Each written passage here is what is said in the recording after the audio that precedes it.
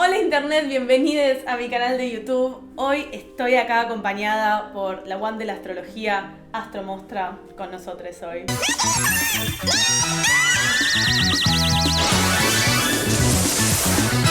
Bendiciones. Bueno, la idea de esta nueva sección del canal es adentrarnos un poco en lo que serían las artes místicas o sobrenaturales. No sé, ¿la astrología cuenta como un arte sobrenatural? Sí. ¿Por qué? La astrología es como una especie de salto poético que tenés que hacer en el que pensás que tal cuerpo celeste que se mueve en la galaxia está afectando de alguna manera tu vida personal, tu vida íntima o tu personalidad. Como si de alguna manera todo el cosmos fuese el subconsciente de un individuo. Wow, es como... requiere un pensamiento bastante como fuera de lo que nos inculcan, digamos, en las escuelas y etcétera. Pero bueno, no es tan loco porque la luna si afecta a las mareas, ¿por qué no nos va a afectar a nosotros que nuestro cuerpo está hecho esencialmente de agua, digamos, ¿no? Sí, es cierto eso, porque además nosotros, por ejemplo, tenemos una predisposición a decir, por ejemplo, que la astrología es falso porque es una pseudociencia, porque es una falsa ciencia, porque no es ciencia, por decirlo de alguna manera.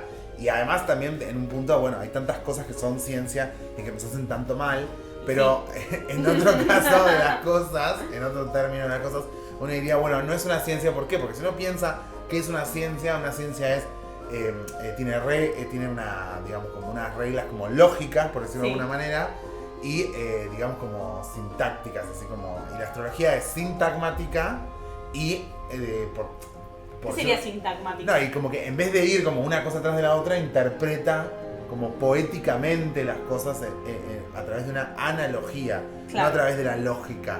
La astrología es más parecida a la poesía en ese caso. Y requiere como un pensamiento simbólico también y de aprender, o sea, de interpretar en lugar de que sea un dato frío que te dan como un examen de sangre, por ejemplo. Es otro tipo de información. Bueno, hay quienes digamos que también en un punto también hacen una astrología que es como un examen de sangre. Ajá. Sí, porque gran parte del saber astrológico está dado a través de la carta natal, que es un cálculo que se realiza con la hora y el lugar de nacimiento y una serie de coordenadas. ¿Cómo estaban los astros cuando naciste, no? Y en ese cálculo está súper involucrada la matemática. La matemática y la trigonometría.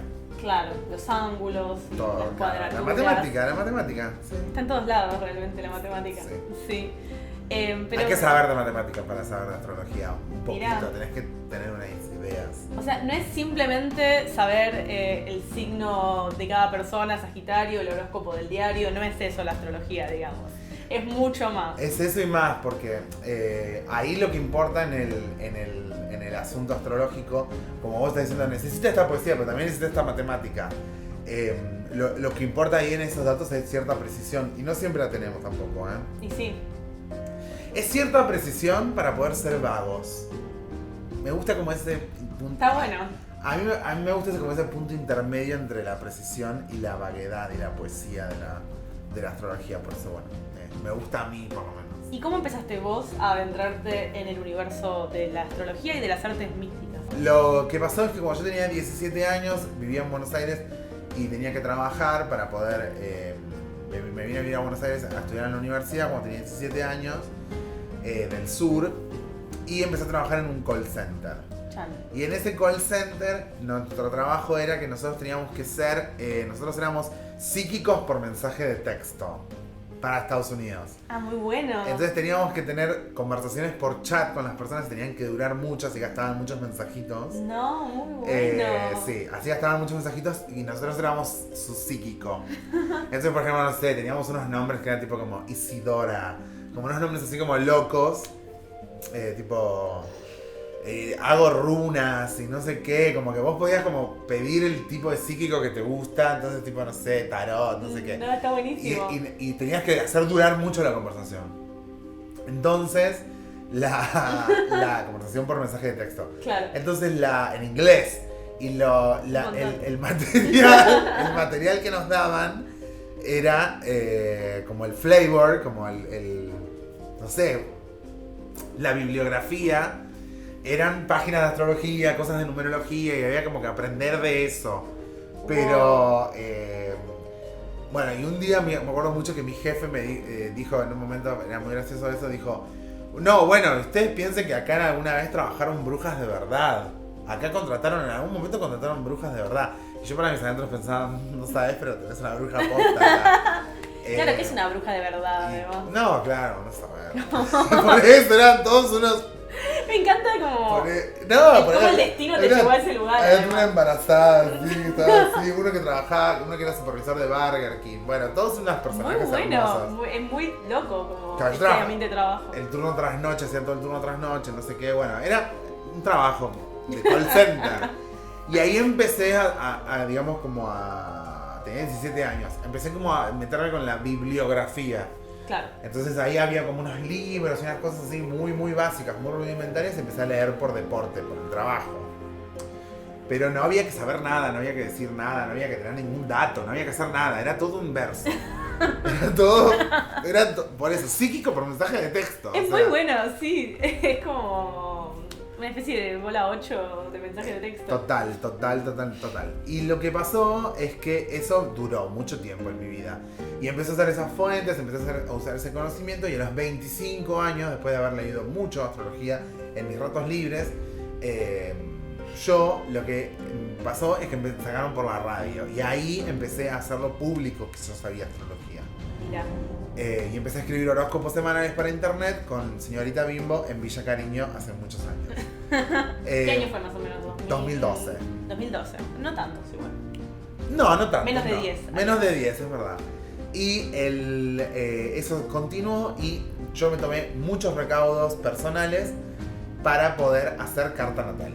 Entonces, recién 2 años y medio después de eso me animé, porque alguien me confirió esa responsabilidad, y empecé a hacer carta natal en Fe, que es un local que queda en Buenos Aires, y empecé a hacer carta natal y fui un año el astrólogo de Fe, ahí con Alejo y otras personas más que tomaban cartas.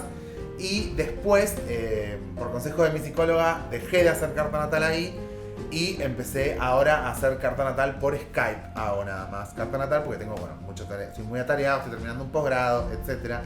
Tengo mucho trabajo.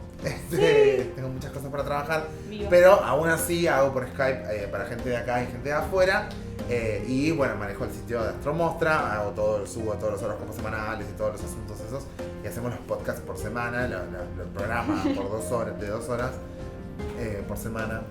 Es un gran nombre, Astromostra. Astromostra. Es como el nombre... Y soy una mostra. Y hago astrología. Soy una mostra que hace astrología. No, me lo puso la gente. Me encanta que me lo puso la gente.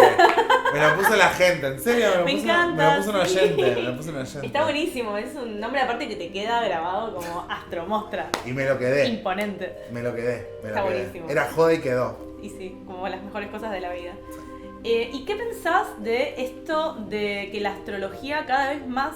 La astrología y todo, y por eso también encaro este tema en el canal de YouTube, porque tengo ganas de entender cómo fue que se puso ahora medio de moda esto, y cómo identificar qué cosas son de verdad, qué cosas son valiosas, y qué cosas son, digamos, la versión humana del psíquico por mensaje de texto, que te tira data que en realidad, digamos, es de alguna forma irresponsable o no está hecha desde un lugar energéticamente pensado. O sea, cómo en todo el panorama de cosas que se nos ofrecen ahora culturalmente de astrología y también de otras artes místicas, tarot o lo que sea, cómo identificar qué cosas están buenas y tienen un valor para nosotros y qué cosas en realidad están hechas para vender o porque sí, digamos, y no hay que tomarlas tan en serio. Bueno, es muy, muy valiosa esa pregunta que vos estás haciendo. Yo me la tomo muy en serio esa pregunta que vos estás haciendo. Es algo que es muy importante para mí. Me gusta que me lo preguntes. Me sirve para decir, mira, cuando yo decidí hacer un programa de astrología por semana y como divulgar ese conocimiento y hacer todo eso, al margen de la cosa estética y divertida, de cierto código que había con unos chicos muy jóvenes que estaban conmigo en ese momento, que me acompañaron en la primera temporada, etcétera, digamos que tenían como una voluntad de compartir el conocimiento. Había como una voluntad de compartir el conocimiento. Al margen de todo eso, yo sabía que lo más responsable era divulgar el conocimiento astrológico para que el día de mañana vos tengas una mínima base de conocimiento astrológico al día que escuchaste algo y al chanta no te engañe, digamos. Claro. El chanta no te... Sí, no te... No compres, no compres chanta porque ya gratis está la divulgación. Exacto. Así que yo pienso eso, yo opino eso, como que hay un conocimiento, digamos, que es accesible, que está listo para vos, que está ahí para vos, que va a ser gratuito y que va a enriquecer tu mente y permitirte hacerte más preguntas que traerte respuestas. Eso es un tema también, de todo el tema de espiritual, energético, como le digas, que no hay muchas respuestas, sino distintos niveles de profundidad en las preguntas que te vas haciendo por ahí, ¿no? Y porque además también hay como cierta como falsa atracción por el asunto. Lo que ocurre con eso es que también se te está confiriendo una responsabilidad, me explico, que si vos te la crees, vos el astrólogo que está del otro lado, te la crees como esa responsabilidad, como me vas a decir quién soy, me vas a decir esto, me vas a decir lo otro, puede ser muy negativo para tu práctica o tu divulgación en general. Eso es lo que opino por un lado. Después, hay un montón de contenido en internet que no solo no va a servirte para tu evolución o que no viene de un lugar energético positivo. Claro. Hay un montón de contenido que está, digamos, como que viene como en una re densa. Y sobre todo, además, también hay una divulgación de prácticas que no necesariamente son astrología, que están como mezcladas. El otro día, por ejemplo, yo sigo un par de numerales en Instagram. Como que no sé si lo usan ustedes, yo lo uso. Sí, como los tópicos. Le doy follow a los hashtags, sí, ¿no? Sí, Entonces veo lo que alguien está subiendo de cualquier otro lado. Sí, está bueno. Veo eso, bueno, numeral astrology yo sigo. Subí un meme de Keanu Reeves diciendo lo que no te destruye te hace más fuerte y te prueba que tenés un corazón buena onda. Numeral astrology, ¿me entendés? Claro. Numeral astrology meme de Keanu Reeves. O sea... Sí. ¿Qué carajo? O sea, no... Entonces ahí es donde te das cuenta que está para todas, digamos. Está para esa y está para todas. Y sí, Instagram también generó un poco eso de que hay muchísimas cuentas de astrología. Sí. Y pasa eso, que hay muchas que en realidad son, digamos, no te están diciendo nada en realidad. No. Eso pasa mucho con las cuentas de astrología, me parece. No, sí, bueno. ¿Y qué pensás? También te quería preguntar de este aspecto predictivo que mucha gente busca en la astrología. Sí. Pero no en términos de una predicción, digamos, de que lea las energías, sino una predicción onda, voy a encontrar el amor de mi vida en este año, como eso. ¿Tiene alguna respuesta en la astrología o es un enfoque que no es tan, digamos, que no sirve tanto para el autoconocimiento y para sacarle el jugo a la astrología? Al tarot o a otras. Es que lo que pasa cuando alguien... Mira, yo me quiero poner en los zapatos de la persona que lo pregunta, ¿me entendés? O sea, Sí. ¿en qué momento de tu vida estás vos como persona que la primera pregunta a la que querés acceder, digamos, que tu cerebro quiere acceder a ese conocimiento es alguna vez voy a conocer el amor de mi vida? O sea, es algo que produce tu cerebro. O sea, es algo que produce tu cerebro y también preguntarme a mí mismo si yo alguna vez también no estuve en esa. Claro. Entonces decir, por lo menos a mí me pasa, en el minuto que la pregunto, me doy cuenta de lo que estoy diciendo, ¿entendés? Y es como, o sea, lo quiero saber, el poder de darme esa respuesta está en otro, está en un planeta eso, o sea, estoy mirando el cielo para algo que está pasando en la Tierra. ¿Qué estoy haciendo cuando hago esa pregunta? La pregunta, así como en la filosofía y como en todo, la pregunta es el modo de acceso al conocimiento. Entonces también importa mucho cómo está armada la pregunta. Claro. ¿Me explico? Sí. Por ejemplo, nunca me olvido, yo soy muy, bueno, esto no es de psicóloga ni nada, pero yo soy muy que escucho lo que dicen, ¿entendés? O sea, yo escucho lo que dicen y ahí ya hay información, ¿no? Me acuerdo mucho una cosa que me pasa siempre cuando alguien me pregunta ¿qué me depara en el amor? Claro. Y yo lo que escucho es ¿qué me para? Estoy escuchando como lo que te está pasando con el amor es que te está parando el amor, ¿me entendés? O sea, te está poniendo un montón de energía en el amor que te contrapara, ¿entendés? Es eso. Claro, wow. Pero sí. no sé, ponele esas pavadas ahora. Les cuento, o sea, porque yo recibo muchas preguntas, yo recibo 70 preguntas por semana mínimo y respondo todas en Tumblr, lo pueden comprobar que respondo todo. astromostra.tumblr.com respondo todo.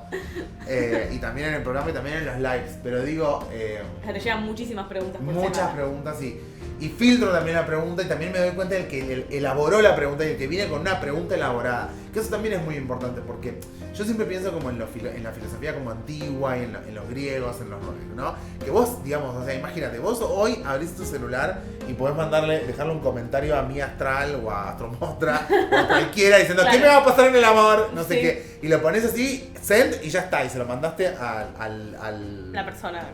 Pero se lo mandaste también al éter, o sea que también lo está leyendo no sé quién. Bueno. Claro, sí, es verdad. Eso por un lado. Bueno, vos pensás que para hacer eso en el siglo V antes de Cristo, un griego tenía que subir una fucking montaña a pie. ¿Entendés? Tenía que subir una fucking... porque no había ni caballos, ¿me entendés? No, claro. Una fucking montaña a pie para llegar a un oráculo, para que toda una gente escondida dentro de la piedra, todo drogada por unos gases que salían de adentro de la montaña, de repente, ¿qué me depara en el amor? ¿Me entendés? Después de un mes de viaje para meterte en el oráculo de Delfos, ubicás, para que... Entonces digo, mirá el costo que tenía hacer esa pregunta, ¿me explico? Claro, la vas a hacer valer en ese contexto, ¿no? En el camino te recontra manijeaste tu pregunta. Ahí te respondiste cosas también. Obvio que sí. Y te habló el Dios, ¿me entendés? Y toda una cosa así. Bueno, eso es como mi relación con el oráculo. O sea, la pregunta tiene que valer la pena para que el oráculo se abra y uno pueda acceder al saber. Claro. Y sí, o sea, no es... bueno, eso pasa mucho con el tarot también y con otras cosas como de... Bueno, la práctica oracular. Esas cosas. Sí. Y en realidad eso, la pregunta por ahí habla más de lo que te está pasando que de esa información que supuestamente querés saber, ¿no? Es re buchana la pregunta. Chan. Bueno, voy a pensar más mis preguntas. Siempre que me tire las cartas. Es que es apasionante porque también en un punto, digamos, vos, ahora que, digamos, o sea, cualquier persona que esté en esa, que tire las cartas, que le tire las cartas, que consulte la astrología, que consulte lo que sea, en un momento tu pregunta vale oro. Entonces, también en un punto, si vos también, o a mí me pasa que yo por ahí, a mí no me hacen la carta natal muy seguido, me hacen cada tanto, yo voy a ver a algún astrólogo que me doy el gusto. Claro. Pero digo, muy cada tanto, porque como estoy tan empapado, no lo consulto para mí, o cuando yo tiro el tarot, no me lo tiro a mí mismo. Entonces de repente es como que, como que mi cerebro llega a la pregunta, es como, tengo que responder, no, me lo tienen que responder, porque vale la pena haber llegado a la pregunta. Claro, es un camino, es un proceso en sí mismo, digamos. La pregunta termina siendo como una síntesis de algo mucho más... de un montón complejo, de preguntas y respuestas que te hiciste también. Claro. Por eso, digamos, para mí no es liviano como ese acceso, y además no le quiero conferir un poder equivocado al oráculo. Quiero que, digamos, o sea, también responda lo que me puede responder. Entonces, qué sé yo, ¿qué me depara en el amor? ¿Me entendés? Y no... Es como una pregunta que no... Mala suerte y desgracias infestarán tu patética vida, como dice la galleta de la fortuna de Rocco Modern's Life. No sé si se acuerdan de ese capítulo. Mala suerte y desgracias infestarán tu patética vida. Es eso, como, ¿me entendés? Como, ¿y qué te va a responder el astrólogo? También eso me hizo acordar a otra de las cosas que estaba pensando en torno a esta charla, de esto de que hay gente que le tiene mucho miedo a la astrología o al tarot. Y que no cree también, que no cree. Yo también creo que hay gente que, obviamente hay gente que no cree porque no cree, y hay gente que no cree porque le da un poco de miedo porque alguna vez tuvieron una experiencia medio fulera y quedaron ahí medio, esto es todo mentira, no existe nada.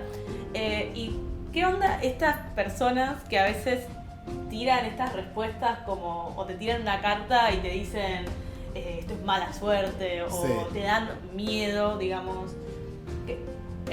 No sé bien cuál sería la pregunta, hablando de preguntas, pero ¿qué te genera todo esto de que haya este miedo y esta, a veces, aversión o escepticismo acerca de la astrología, del tarot? ¿Qué cosas se pueden hacer para que resulten más amigables? Bueno, igual vos haces mucho eso en tu labor astrológica. Pero ¿cómo se puede, digamos, hacer ese conocimiento disponible a gente que o tuvo una mala experiencia o no cree o simplemente cree en la ciencia y nada más? A gente que eso, escéptica. Y sí, el escéptico, pero también el atemorizado, ¿no? Eso es como importante. Bueno, a mí lo que me pasa, digamos, que me descubro también en el programa muchas veces hablando de arte, de filosofía, de política, de cosas contemporáneas. Entonces de repente es como que alguien que nada que ver con la astrología. Estamos dialogando de algún modo, ¿no? Claro. Y eso es como me interesa, digamos, ¿no? Como que no sea un discurso, por decirlo de alguna manera, ortodoxo. Que yo no me considero una persona para nada estructurada. En mis estructuras, mi estructura es que esté un poco desarmada. Claro, ok. Es parte de la forma, que esté totalmente desarmada.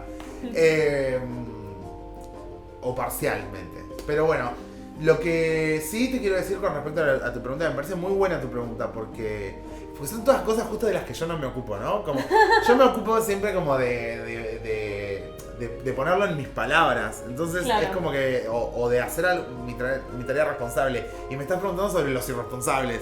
O sobre la gente que, digamos, ¿no? Entonces digo, es verdad, yo opino claro. Sobre esto. Porque tengo una opinión sobre esto. Pero, a ver, primero que todo, el miedo, digamos, bloquea cualquier centro energético de tu cuerpo. Ajá. Tu mente, tu corazón, tu garganta, tu sexo, tu ano. Todo el miedo puede bloquearlo todo. Eso primero que todo. Entonces imagínate si no va a bloquear tu creatividad o tu receptividad o tu acceso a algo. Entonces con miedo no se puede entrar al oráculo. Ajá. No se puede entrar al oráculo con miedo. Es como que el miedo compite contra, digamos, el miedo es el opuesto de lo libre. Sí. Y uno tiene que entrar al oráculo en libertad. Nadie te puede forzar a hacerte una carta natal. Vos tenés claro. Que ir con libertad, con decisión, hacia la apertura, digamos, ¿no? A la escucha, lo que sea. Después, eso es sobre el miedo. Así que en algún momento el miedo se va y uno tiene otra cosa que no es miedo, o sea, coraje, curiosidad, lo que sea. El miedo también es parte del proceso creativo. Uno a veces está creando y te siente miedo, digamos. Por ahí. Sí, también. Así que el miedo también es, a veces, la adrenalina genera... O sea, el miedo se contesta con adrenalina, con curiosidad, con respeto. Así que un poco también el miedo forma parte de aprender o de lo desconocido. Así que, no sé, está todo bien con el miedo. A mí me cabe el miedo. A mí el miedo igual justo no me frena. Pero... El tema es que no te detenga por siempre, claro, digamos. No. Saber cómo eso, experimentarlo y seguir después. Eso es con las malas experiencias. Ahora también, yo te voy a decir una cosa que es un poco como mística, pero te lo voy a decir así. Te lo voy a decir así. Uno a une, sí. Nunca le va a tocar una carta natal que no pueda hacer. Ahora bien, también sí. En un punto, me parece muy valioso haber tenido una mala experiencia. Y te abre así los ojos como, ajá, porque eso significa también en un punto, digamos, o sea, que vos también tuviste la capacidad de darte cuenta que era una mala experiencia. Sí. Perdés la incredulidad, digamos, ¿no? Es como... Y eso también es muy importante, sobre todo, bueno, como digamos, o sea, como lo que la gente se pregunta sobre Harry Potter, ¿no? Que por qué Dumbledore lleva a ese profesor... Pará, te voy a traer un Potter... Me encanta, sí, yo soy muy fan de Harry Potter. Ok, sí. Vamos. ¿Por qué Dumbledore lleva a Gilderoy Lockhart a enseñar? ¿Entendés? ¿Por qué lleva a un profesor que sabe que es malo? Por marketing. ¿no? ¿Por qué en el segundo libro Dumbledore decide activamente poner a un profesor que es malo, que es un farsante, que no les va a enseñar nada, que les va a enseñar mal? ¿Por qué Dumbledore activamente mete un mal profesor adentro de Hogwarts? Porque un mal profesor te enseña mucho más que un buen profesor. Un mal profesor te enseña lo que es un mal profesor. Entonces, wow. Y sí, tal cual. Porque después como abrís los ojos y... Besito para Dumbledore. Ay, qué genial Harry Potter. También metió cada profesor ahí, digamos, bastante monstruo y todo. Igual el puesto está maldito. O sea, es el puesto que está maldito igual. O sea, justo ahí como nunca cayó uno que sea tranca. El puesto está maldito. Pero justo sí, Lockhart es un profesor que, aparte es esto que es tal cual esto que venimos hablando del farsante, del que habla y vende algo que en realidad no vibra o no vive o no experimenta, digamos, desde un lugar. Creo que tiene un paralelismo muy zarpado con esto de los falsos videntes o falsos astrólogos o falsos tarotista. Como dice Livon Kennedy, no creáis en los falsos profetas. Es un separador de Astromostra. Los que escuchan Astromostra saben. Yo tengo un pedacito de Livon Kennedy cuando estuvo en el reality show de España, el Castillo de las Mentes Brillantes, que es un gran reality show de videntes de todo el mundo que compiten por a ver cuál es el más brujo, el más vidente. Livon Kennedy tiene una frase que dice: no creáis en los falsos profetas, yo no vendo velas ni espejitos de colores. Muy bueno. Y me parece muy importante eso, y sobre todo también porque con respecto a lo que estás diciendo, se popularizó últimamente debido a cierta bibliografía irresponsable o búsqueda de Google extraña que derivó para ese lado. Se popularizaron varios rituales y varias digamos como situaciones que son explícitamente magia astrológica. Para los que no saben lo que es digamos cualquier digamos como ritual o velado, exacto. Se empezó a popularizar la magia astrológica mezclada dentro de los discursos motivacionales, mezclada dentro de los consejos de nutrición, mezclada dentro de los consejos de fitness. Entonces, si ya la astrología es un cocoliche de un montón de lenguajes, imagínate una cuenta que tiene coaching, que tiene nutrición, que tiene recomendaciones de viaje, recomendaciones de estética y además magia astrológica. Y esto se debe a que hay una bibliografía disponible de magia astrológica que es de principios del siglo XX, que la escribió Aleister Crowley, que fue un personaje muy particular de los años, digamos, fines del siglo XIX. Negra, ¿no? También. Bueno, lo que sería como una... él está... satanismo, no sé cómo exacto, decirlo. porque digamos, la escuela de conocimiento de Crowley y de varias cosas viene de una larga tradición del conocimiento del ocultismo, etcétera, que se transmitía a través de logias y a través de grupos y sectas, etcétera. A fines del siglo XIX esto se divulgó, se blanqueó que formábamos parte de todo esto, se empezó a volver se puso de moda, por decirlo de alguna manera, claro. Formar parte de una logia o compartir conocimiento de este tipo. La gente rica quería participar, había mucho dinero involucrado al respecto, seguramente, claro. Como todo lo que mueve el mundo, pero lo que, digamos, y ahí por ejemplo surgen personajes como Madame Blavatsky y otros personajes famosos de estas circulaciones así, y Crowley hizo lo suyo en Londres, ¿no? Sí. Entonces, lo que empezó a pasar es que Crowley salía en la prensa, salía en las revistas, salía en todo eso, y Crowley, en algún punto, como una especie como de preludio de lo que iba a ser el siglo XX, era una celebridad, por decirlo de alguna manera, mediática, no necesariamente política, sino mediática, porque era bizarro, porque caía disfrazado, claro, o hacía cosas escandalosas para la época, para la moral, sí. Imagínate la moral victoriana de la época. Claro, sí. Y él también en un punto, si bien el primer bestseller es de los años 50, él en un punto se vuelve bestseller con un libro que se llamaba Astrología, en el que básicamente habla de su propia carta y mezcla todo un montón de saberes de cualquier lado, Egipto, tarot, astrología, numerología, mezcla todo, claro, habla de él. Es un libro extraño en particular que, digamos, supera un poco de su propio título, además, que ya el título entonces se llama Astrología, pero a la vez te estás encontrando con una cosa medio extraña. Bueno, y forma parte de todo un culto del que va a ser líder. Sí, es el de Jimmy Page, ¿no? El Golden Dawn, si no me equivoco. Sí, viste lo de Led Zeppelin, que supuestamente claro, Jimmy Page estaba ahí y después se murió el hijo de Robert Plant porque hizo un pacto con el diablo. No sé bien. Bueno, claro. Pero hay como una onda. Sí, Golden Dawn, yo no sé si él... Bueno, es que él rompe y él funda y rompe varias logias. Bueno, en fin, no importa. No se trata del asunto de las logias. De lo que se trata es que, sí, debería haber investigado un poco más de la historia. Vamos a hacer otro video después hablando de logias. Cultos del siglo XIX. Sí, re interesante igual. Cultistas. Hooded figures. Es muy interesante, posta. Y aparte tiene todo otro marco. Sí, entonces la postura de Crowley es la siguiente. El conocimiento no tiene moral. Ajá. No hay bien o mal. No hay conocimiento bueno o conocimiento malo. Contrario a lo que diría la Biblia, por ejemplo, o las Santas Escrituras, etc. Entonces, lo que propone es que vos tenés que conocer tanto sobre los ángeles como sobre los demonios. Y los ángeles forman parte del conocimiento y los demonios y las figuras infernales también son conocimiento. ¿Por qué vas a juzgar a uno del otro? Entonces, los lunes invoca un ángel, los martes un diablo, los miércoles otra cosa. Claro, o sea, un súcubo infernal, claro, no sé qué, bueno, etcétera. Y en esa práctica, digamos, hay una larga tradición, por ejemplo, de asignación muy antigua.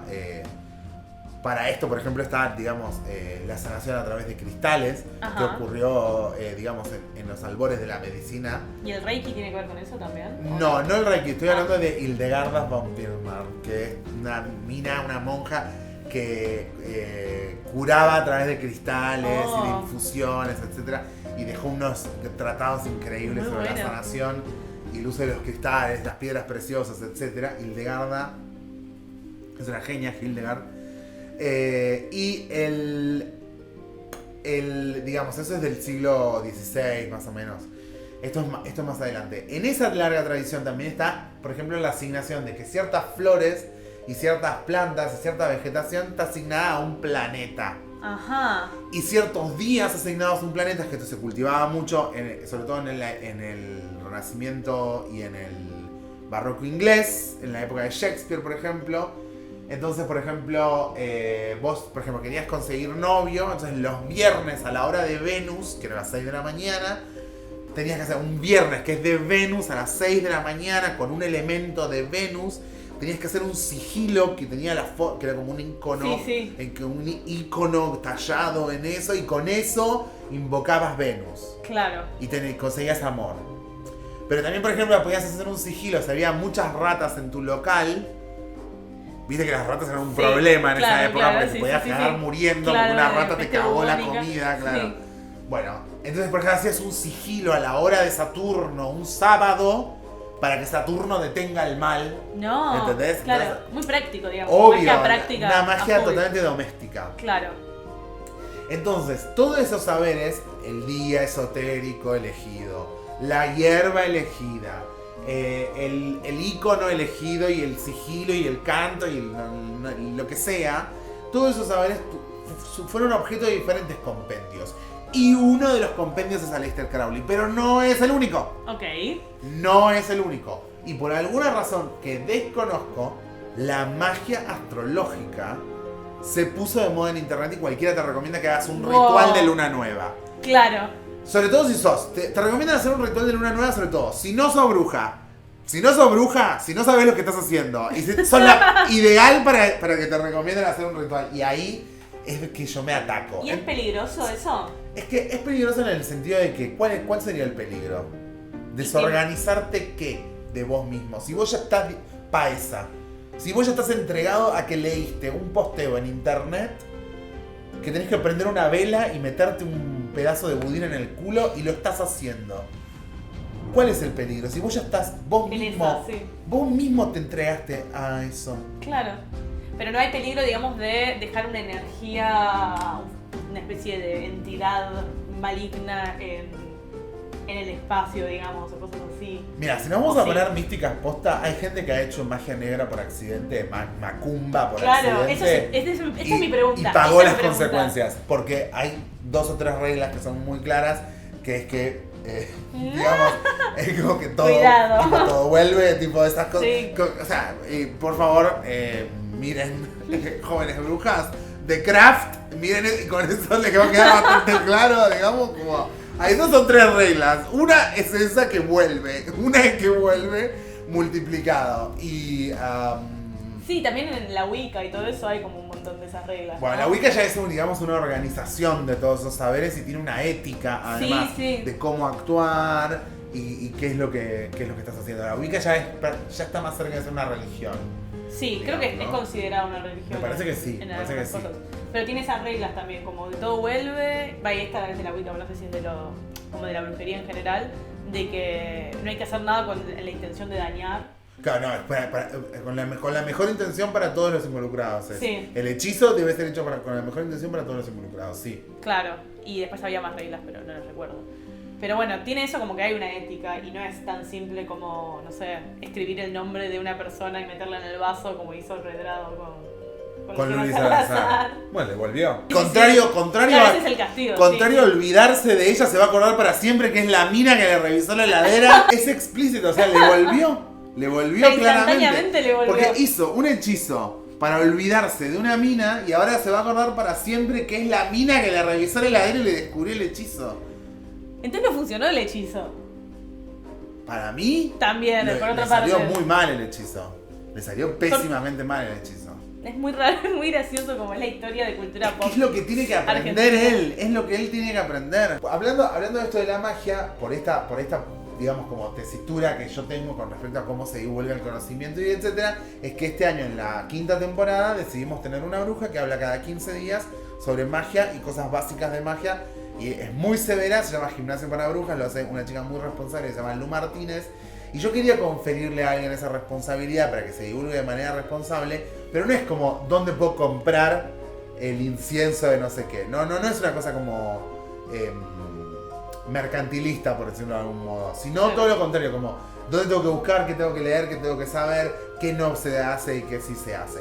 Los do's and don'ts. Ahora bien, vos me decís, por ahí tenía que aprender que no tiene que hacer nunca un hechizo, que no tiene que hacer magia con la magia.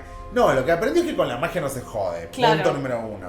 Ahí va. Pero que claro que sí que un hechizo mal hecho te puede volver y puede volver al revés.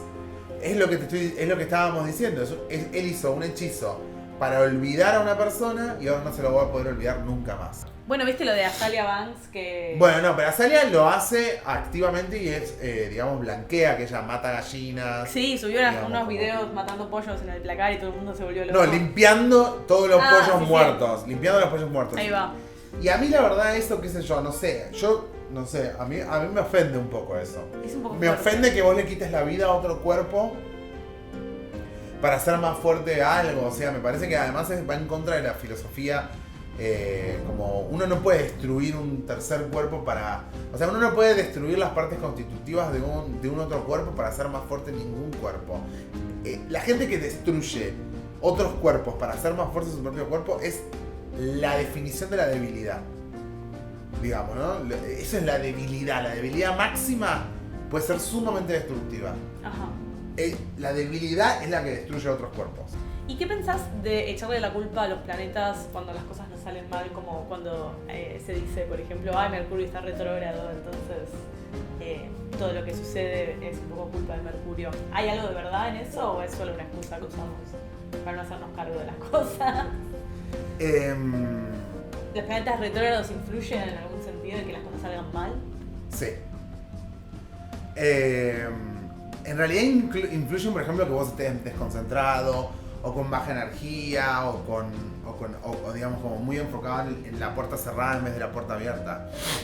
Pero por ejemplo, no sé, yo durante Mercurio retrógrado en general lo padezco mucho, pero como siempre sé cuándo es y todo eso, es como bueno, pero nunca puedo evitar no enojarme, digamos. Entonces como perdí las llaves, me quedé afuera, llegué tarde al trabajo, porque entonces maldito Mercurio, claro, o sea, es como que no puedo no decir, o sea, seguramente es mi culpa en algún punto, pero no puede ser tan Mercurio retrógrado, quedarme afuera con la puerta cerrada, con la llave mal, con la cosa trabada, con toda esa cosa como esa mala mala circulación de onda que tiene Mercurio. Lo mismo que los tratos, digamos, los contratos, las cosas que haces en Mercurio retrógrado siempre son un dolor de cabeza, que exigen el doble de esfuerzo, etcétera, o cuestan más caras o están mal hechas. Por eso Mercurio retrógrado es un momento como para saldar deudas más que para contraer deudas. Es un momento para, digamos, cobrar deudas que, digamos, que para... Claro, sí. Para encarar nuevas cosas, como es un momento, claro, una nueva, como para es un momento más para revisar, sí. De una. Bueno, la verdad, tiramos una bocha de data, está para hacer una parte 2. Dejen en los comentarios qué cuestiones les quedaron por responder y bueno, si tenés ganas podemos hacer una continuación otro día, porque la verdad fue muchísimas cosas que se tocaron y están buenísimas todas y me quedé con ganas de preguntar 80 cosas más, pero si subo un video de 5 horas a YouTube no lo va a ver nadie. Eso es porque sos ascendente Géminis. O mi carta astral es un tema también, eso también lo podemos desglosar. Pero gracias por venir. Si no conocían lo que hace Astromostra, busquen en Tumblr, está el podcast también y estás en la radio ahora. Estoy en todos lados. En todos lados. Astromostra. Astromostra, estás con Franco Torchia en la radio. Estoy en la radio y estoy en internet. En internet, Instagram, todas las redes, así que muchas gracias por venir. Muchas gracias a vos. Sí, y bueno, nada, espero que les guste esta nueva sección, coméntenme lo que piensan, suscríbanse, les mando un beso enorme y nos vemos la próxima.